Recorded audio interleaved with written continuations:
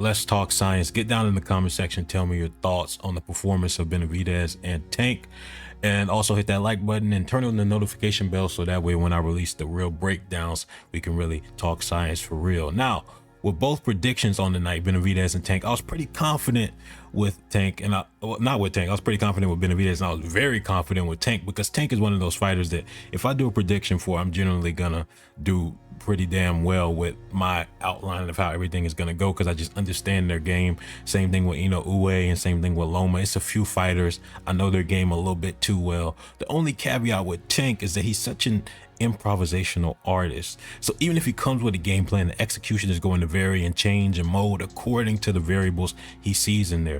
And I knew he was going to start slow. I knew Frank was going to look good early on. I knew Frank was going to land, and I knew Frank was going to start fainting and land a couple. Not Frank. Tank was going to start fainting and landing a couple of big shots that would slow Frank down. Now I didn't expect it to be that drastic. I expected Tank to put on pressure, but I also didn't expect it to be that drastic.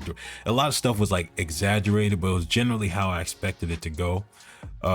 And one area in particular where I was wrong is that I was thinking it would be most probable for Tank to catch Frank with a big shot as Frank was coming at Tank like with a double jab, and I thought Tank was going to go over top of that with like a left hand or get underneath it with an uppercut.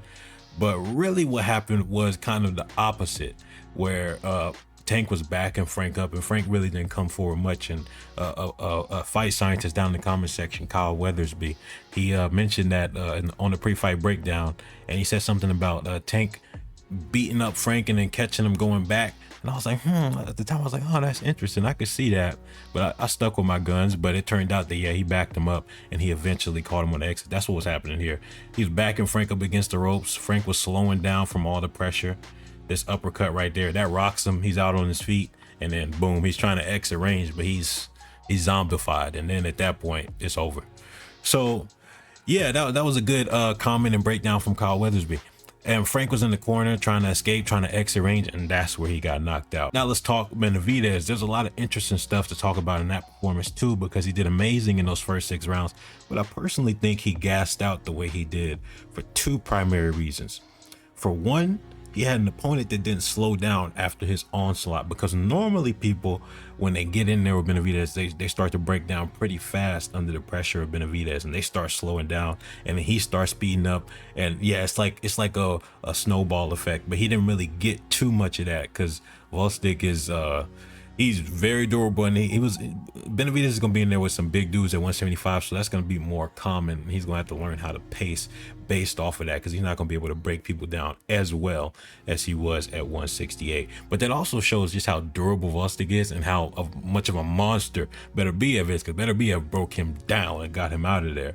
So the other thing, and this is one thing that I liked about Benavidez in this performance. He looked way less one-dimensional than I've seen. He's been improving his skills over the past few fights, but his bag, or at least the things he's capable of doing with his skills, is getting a lot deeper.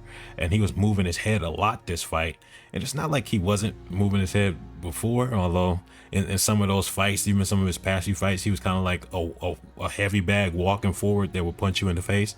Because he walked forward with that high guard. But because of his head movement, I think that's the second reason why he gassed out. He actually had a very defense that required energy. So if you look at David Benavidez he comes forward with the high guard. He's very like energy efficient, not doing too much. He kind of like just walks forward like a little bit of a zombie sometimes, but he wasn't doing that in this fight. He actually was like getting underneath shots, pulling away from shots, jumping back. He was doing a lot of extra movement than what we're used to seeing him normally do. And so what happened was he was in there with Volstik, who was probing and feinting constantly, always having something in Benavidez's face. So Benavidez was always moving, and all that movement added up, and it was taxing him. So it's the combination of all the offense not paying off how it normally does, and then it's the combination of the extra defense. I think that's what gassed him out. But we got a lot of science to talk. So this is just a short instant reaction, and then we're going to move from there to the actual analysis. So that's where you got to turn on the notification bell, hit that like button, and the breakdown should be out tonight. So be on the lookout. I'm out.